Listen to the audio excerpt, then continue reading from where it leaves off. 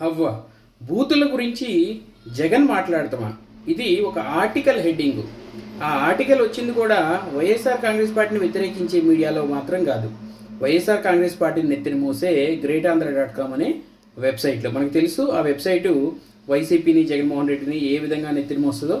So ఈ article background ఏంటంటే, జగన్మోహన్ రెడ్డి గారు జైల్లో ఉన్న నందిగం సురేష్ని కలిసిన తర్వాత ప్రెస్ని బ్రీఫ్ చేసేటప్పుడు నన్ను తెలుగుదేశం పార్టీ నాయకులు బూతులు తిట్టారు, దానికి మా వాళ్ళు రియాక్ట్ అయ్యి నిరసన తెలపడానికి వెళ్తే మా వాళ్ళ మీద దాడి చేశారని ఒక స్టోరీ చెప్పారు కదా.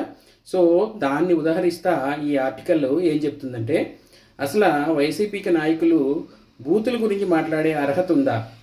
కొడాల నాని కావచ్చు, వల్లభనేని వంశీ కావచ్చు, రోజా కావచ్చు, అనేక మంది టీడీపీ నాయకుల్ని, చంద్రబాబు నాయుడిని, భువనేశ్వర్ గారిని, పవన్ కళ్యాణ్ని, సంబంధం లేని వాళ్ళని, రాజకీయాల్లో సంబంధం లేని వాళ్ళని పచ్చి బూతులు తిడుతుంటే ముసి నవ్వులు నవ్వుకున్న జగన్మోహన్ రెడ్డికి బూతుల గురించి మాట్లాడే అర్హత ఉందా అని